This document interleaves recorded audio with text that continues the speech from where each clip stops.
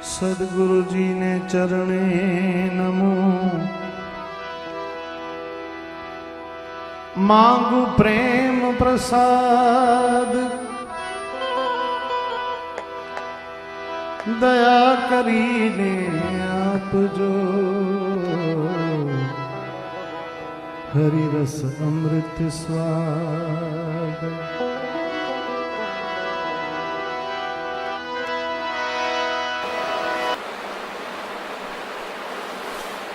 भंवर जाल बगुजाल है, बूढ़े बहुत अचेत। काहीं कबीर ते बाँची है, जाके हृदय विवेक।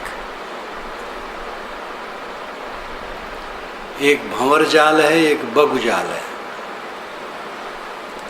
और इसमें बहुत अचेत फंसे हैं। साहब कहते वही बचेगा जिसके हृदय में विवेक होगा। भंवर जाल और बगुजाल। गहरे पानी में कहीं कहीं भंवर होता है, पानी वहाँ का घूमता रहता है, उसमें पड़े हुए प्राणी पदार्थ घूम घूम करके उसी में डूबते रहते हैं।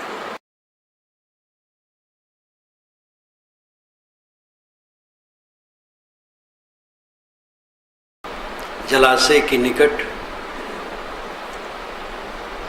बैठा एक पैर पर बैठ जाता है, कभी कभी एक पैर उठा लेता है, मालूम होता है बहुत बड़ा तपस्वी है,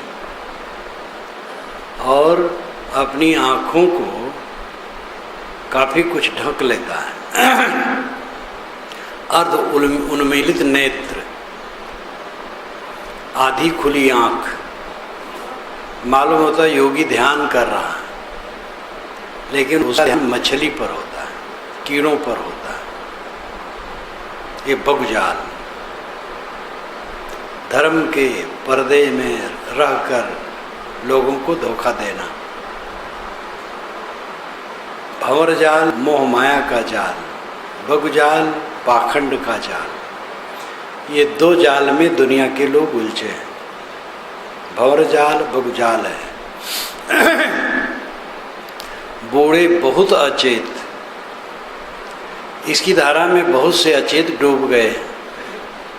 काहीं कबीर ते बाँची जाके हृदय विवेक। भंवर जाल, बगुजाल और विवेक, इन पर विचार करें। भंवर जाल स्थूल प्राणी पदार्थों के मोह का जाल है। आदमी अपने में स्वबस नहीं रह पाता, इसलिए सुख की कामना करता है, दूसरे के देहों से सुख की कामना करता है। और पहली फसन यह होती है, एक युवती युवक के शरीर से सुख चाहती है। युवक के शरीर में सुख होता तो अपने सुख को लेकर के वो सुखी रहता, लेकिन युवक युवती के शरीर से सुख चाहता है। युवती के शरीर में सुख होता तो युवती अपने शरीर के सुख को लेकर के सुखी रहती। दोनों को भ्रम है। युवक युवती के शरीर में, युवती युवक के शरीर में सुख की कल्पना करते हैं, और इस सुख की कल्पना में अपने को उलझा लेते हैं। जब वे दोनों मिलते हैं, एक उत्तेजना होती है। उत्तेजना से अपनी ही इंद्री बेबल और क्षीण होकर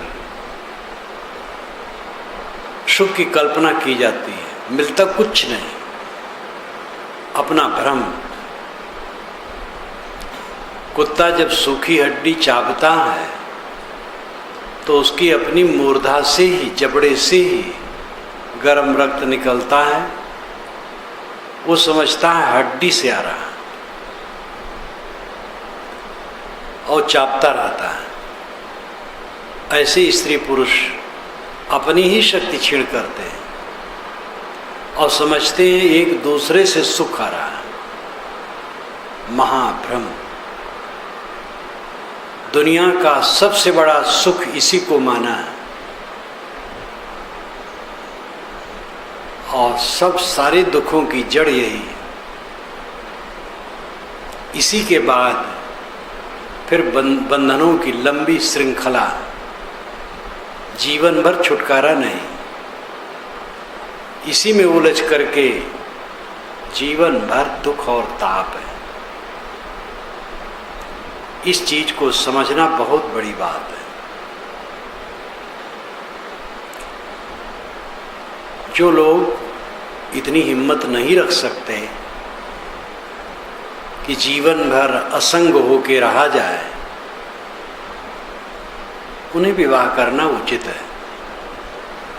नहीं विवाह करेंगे तो समाज में मर्यादा भंग होगी, रह नहीं पाएंगे ठीक से, तो गलत होगा।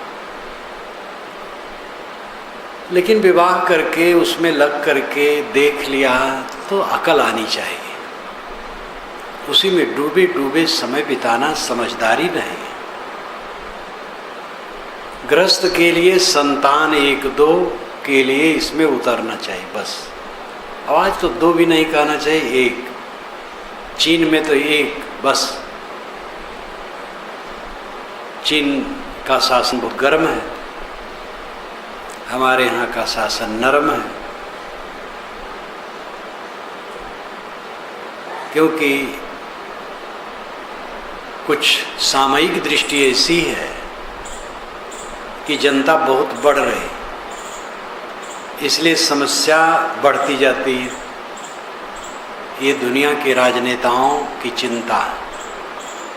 धार्मिक लोग कहते कोई बात नहीं, जितने भी बच्चे पैदा हो जाएं, जमीन कम नहीं है, अन्न पानी कम नहीं है, इसलिए धार्मिक लोग इसके होड़ में रहते हैं प्रायः। और वोट की राजनीति है, इसलिए हमारे दल में जनता बढ़ेगी तो वोट देने में सरलता रहेगी। ये सब भी चक्कर है। ये बात छोड़ दें, सामयिक जनता कम है ज़्यादा है जो है, वास्तविकता देखिए। जितना बढ़ाएंगे दुख बढ़ेगा, इसलिए संतान 1 काफ़ी है। लड़की का मूल्य हमारे यहाँ कम है, जबकि लड़के की अपेक्षा लड़कियाँ ज़्यादा सेवापरायण, आज्ञाकारी, समर्पित प्रायः होती। लड़की हो लड़का हो, कोई संतान हो काफ़ी है। 1-2 संतान के लिए इसमें उतरना ठीक बस। बाकी तो आदत, मन की मलिनता, उद्वेग, व्यर्थ छींट करके अपने को शरीर दुर्बल बनाना, मन दुर्बल बनाना, अध्यास पुष्ट करना। जब दुनियादारी में मन डूबा रहेगा विषयासक्ति में, तो वो मन आत्मज्ञान में कैसे लगेगा, आत्मचिंतन में कैसे लगेगा। जितना विषयासक्त होगा उतना राम से दूर होगा। काम राम में फर्क है। यमाचार्य ने नचिकेता को समझाते हुए कठोपनिषद में कहा है कि श्रेय मार्ग प्रेम मार्ग दोनों विपरीत दिशा में चलते हैं, दोनों साथ साथ नहीं। प्रेम मार्ग फिसलन का मार्ग, विषय वासना का मार्ग बहुत प्यारा लगता है, लेकिन वो कंटकाकीर्ण है। श्रेय मार्ग विषय निवृत्ति का मार्ग रूखा फीका लगता है, लेकिन वही सुखद है। बीड़ी पीने वाला बिना बीड़ी के रहना असंभव मानता है, जो बीड़ी नहीं पीता है बड़े प्रेम से रहता है बिना बीड़ी के। एक काम वासना भी इसी तरह है, यद्यपि इससे हट कर है। हटकर होने ही से मनोवैज्ञानिकों ने मौलिक प्रवृत्ति मान ली है, जो गलत है। भूख प्यास नींद और काम भोग मौलिक प्रवृत्ति मान ली है। तो भूख प्यास नींद तो मौलिक प्रवृत्ति है, काम भोग मौलिक प्रवृत्ति नहीं है। खाए बिना कोई रह नहीं सकता, जी नहीं सकता, पिए बिना जी नहीं सकता, सोए बिना भी पागल हो जाएगा। खाना पीना सोना ये मौलिक प्रवृत्ति है, काम भोग मौलिक प्रवृत्ति नहीं है, वो विकारात्मक वासनात्मक है, जिसका प्रत्यक्ष उदाहरण है कि छुटपन से ही कितने बच्चे ब्रह्मचर्य का पालन करते हैं और वृद्ध हो जाते हैं, पूरा जीवन ब्रह्मचर्य व्रत से रहते हैं। मौलिक प्रवृत्ति अगर काम भोग होता तो उसका त्याग असंभव था, जैसे भोजन और पानी का त्याग असंभव है, नींद का त्याग असंभव है, काम भोग मौलिक प्रवृत्ति नहीं। फ्रायड साहब ने मनोविज्ञान पर बहुत कहा और उन्होंने अपराधियों, जो मानसिक अपराधी प्राय होते थे, उनकी चिकित्सा करते थे और उन्हीं के आधार पर उन्होंने अपना सिद्धांत गढ़ा। उनके पास सदाचारी संयमी क्यों जाए, तो उनका कभी अध्ययन नहीं कर सके, इसलिए उन्होंने सारे मनोविज्ञान को काम से रंग दिया। सब में उन्होंने काम देखा, स्वप्नों का विश्लेषण किया, उसमें काम, हर बात में काम। एक माँ अपने बच्चे को प्यार करती है, चूमती है, उसमें भी काम देखा। ये व्यर्थ की बात उनकी है। इसलिए मनोविज्ञान में फ्रायड साहब पढ़ाए जाने लगे, उनके बहुत पक्ष बहुत सही हैं और आगे पीछे कितने फ्रायड होते रहते हैं जो भोग योग एक मानते रहते हैं। ये समझ लेना चाहिए कि एक दो संतान के लिए, गृहस्थों के लिए ठीक है बस, और बिल्कुल जरूरत नहीं। आत्मा वही जायते पुत्र, ये पंडितों ने कहा, आत्मा स्वयं पुत्र के रूप में आ गया, इसलिए पत्नी माँ हो गई। बड़ा कठिन कथन है, बड़ा कठोर। आत्मा वही जायते पुत्र है। जब पुत्र पैदा हो गया तो आत्मा ही पुत्र हो गया, यानी पुरुष जो है, पुरुष का आत्मा ही मानो पुत्र बन गया। पुरुष मानो खुद अपनी पत्नी में जाकर के पुत्र के रूप में पैदा हो गया, तो आप पत्नी माँ हो गई। संयम से रहो। ऐसे ऐसे ऋषि हुए हैं, ऐसे कड़े रूप से उपदेश किए। अपने मन को इससे संयमित करने की जरूरत है। मोह माया जितना बढ़ाएंगे तकलीफ होगी।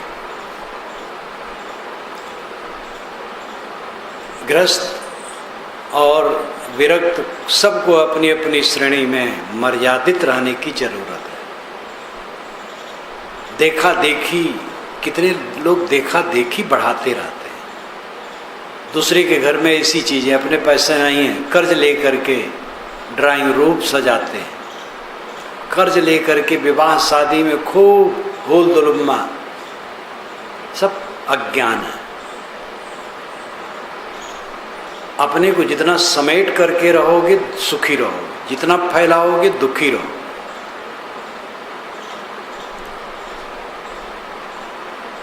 इस संसार में जितने प्राणी पदार्थों का संबंध बढ़ेगा, उद्वेग के स्थान उतने ज़्यादा बढ़ेंगे।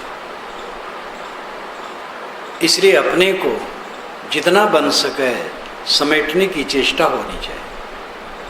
जो कल्याण चाहे, मोह माया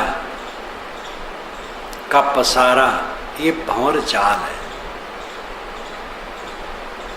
कहते महाराज क्या करूं, एक हाथ जोड़ता हूं चार हाथ टूटता है। ये अवध क्षेत्र में कहावत है। एक हाथ जोड़ता हूं चार हाथ टूटता। संसार का स्वभाव टूटा फूटा, ये स्थिर नहीं है। बनना बिगड़ना इसका स्वभाव है।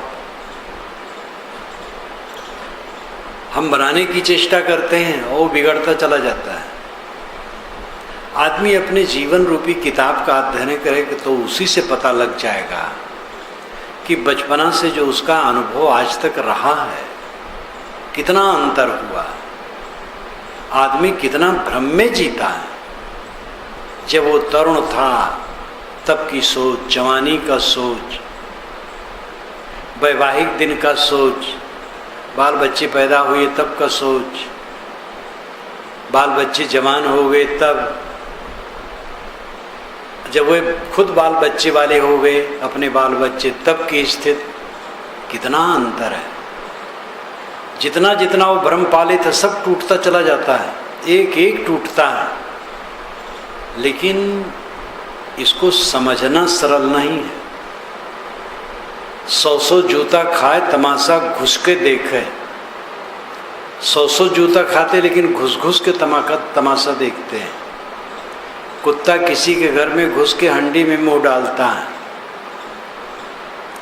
और घर वाला आता है पीटता है, पे पे करके भागता है, लेकिन दूसरे के घर में फिर घुस करके वही काम करता है। कुत्ते की मार 2.5 परग, ये भी अवध क्षेत्र में कहावत कहते हैं। कुत्ते की मार 2.5 पग चला, बस फिर अपना जाएगा दूसरे घर में घुसेगा। आदत, मोह माया की आसक्ति, जिसको बराबर देखते दुखदाई है वही काम फिर करते हैं। यही भंवर जाल है। मन में जो विषयों के प्रति आसक्ति है, प्राणी पदार्थों के प्रति आसक्ति है और उसमें उलझ उलझ करके मरना है, यह भंवर जाल है। एक बार ठगावे 52 वीर कहावे, बार बार ठगावे गप्पू नाथ कहावे। बारंबार ठगाना गप्पू नाथ होना, सावधान हो जाना चाहिए, अपने को संभालना चाहिए। जितना डुबाओगे संसार में उतनी तकलीफ होगी। जल में कमलवत रहने का प्रयास करो। गृहस्थों के लिए जल में कमलवत रहने की चेष्टा करें। विरक्त कई बातों से दूर हैं, वो चक्कर वहाँ नहीं है, लेकिन जो है उसमें जल में कमलवत वहाँ भी रहना होगा। संतों का आश्रम होता है। मैंने आपसे कहा था एक दिन, गृहस्थी का निर्माण का मूल वासना है। विरक्ति आश्रम का निर्माण का मूल निर्वासना है। आश्रम क्या? विरक्ति मार्ग है। गृहस्थी आरंभ होती विवाह से, विरक्ति आरंभ होती है सब मोह छोड़ करके गुरु के शरणों में समर्पित होने से। तो गृहस्थी में वासना मूल है। वासना से, सांसारिक वासना से विवाह होता है। यहाँ पर कोई आता है वासना त्याग करके गुरु की शरण में समर्पित होता है, तो निर्वासनिक संबंध यहाँ, वहाँ वासनात्मक संबंध, दोनों में बहुत फर्क है। अब कितने गृहस्थ हैं विवेक करके साधना में आगे बढ़ते जाते हैं, काफ़ी साफ सफाई कर लेते हैं। कितने विरक्त हैं, पहले तो हुए विरक्त, पीछे वो सब भूल गए, मानो स्त्री बच्चे वाले नहीं हैं, लेकिन दुनियादारी में खूब उलझ गए।